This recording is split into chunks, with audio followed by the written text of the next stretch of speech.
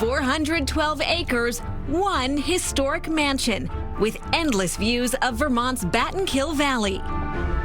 Hildene is a Manchester point of pride, the former estate of Robert Lincoln, son of President Abraham Lincoln.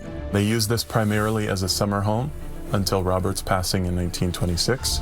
Hildene remained in the Lincoln family until 1975. Today, it's a nonprofit offering plenty to explore.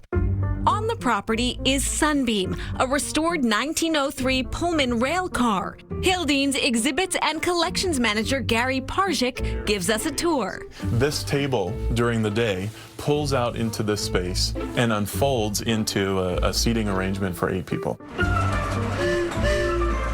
These opulent sleeping cars were famous worldwide. They were designed by Illinois entrepreneur George Pullman, who founded his rail company in 1867. He turns his car into a palace on wheels, and that's where he gets the name for his company, Pullman Palace Rail Car Company. You have Cuban mahogany interiors here, electricity, central heating, plumbing. In 1903, when this car is built, that's a big deal for a home, never mind for a moving rail car.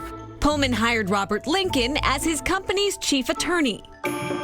But Lincoln was not the only driver of the company's success. Credit goes largely to the Pullman porters, says Parzik. The early 1900s into the 1920s is when the Pullman Company was at its peak, really, and that's thanks to over 7,000 black men that are working as Pullman porters.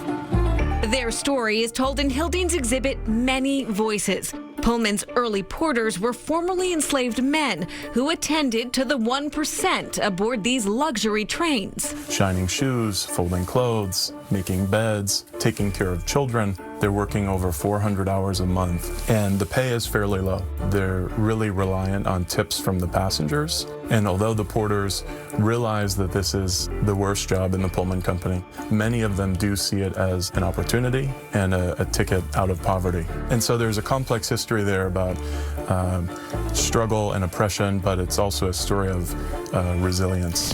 That resilience led to a crucial achievement in 1925. The Pullman porters do unionize. The union is called the Brotherhood of the Sleeping Car Porter. These men build the first federally recognized black labor union in the country, and they go on to become key leaders in the civil rights movement.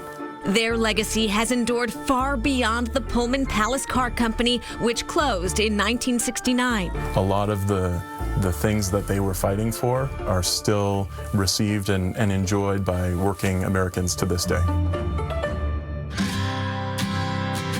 At the foot